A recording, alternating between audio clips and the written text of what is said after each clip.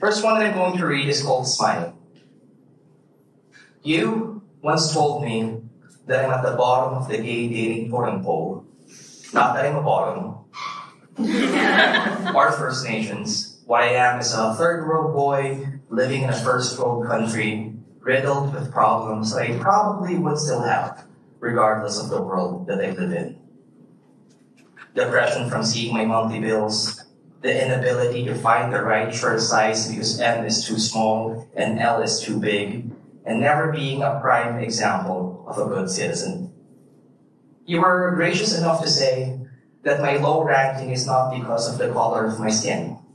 Yum. Like spoiled yogurt, said a man to me once who was so drunk he kept showing me how long his tongue was. He said that the spot that I occupied had nothing to do with how relatively short I am. Despite being taller than the average height of my countrymen, my taller than average height there is on the lower side of the average height here. So seriously, every time I go to the sauna and the sex bars, most of what I see are just either nipples or shoulder blades. Not that I'm complaining. You enlightened me with the words that my bottom placement is because of how I smile.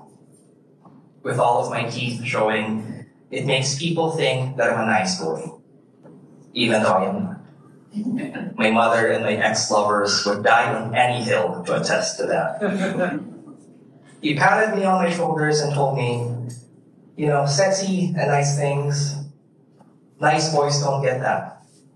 Those kinds of things are for, number one, black boys and their BBCs, their shoulders heavy with unheeded calls for reparations, and Latino boys, whose veins run with fire and whose hips move to the beat of salsa music, and white boys, their technicolor eyes and hair in different shades of IPA, and Arab boys, their chests ripe with hair, their armpits smelling of myrrh, and bearded boys with abs. Yes, may the grinder gods forgive me for almost forgetting bearded boys with abs. Those boys who always have their poker faces on stand on top of the totem pole, he said. Try to look like them. Go to the gym, dye your hair, grow some hair, or at least try to look like you're fucked up, that you don't care about anything, that you won't give anyone the time of day, that you're just one cum shot away from oblivion. That was advice that you gave me, with your eyes closed, as if in prayer, as if your lids were weighed down by sunlight and tulip and snow. I smiled at him. I did not have the heart to fuck up your moment of sagehood. There was no need for you to know the price and the years that I paid to be able to smile with abandon. To smile knowing that I mean each one.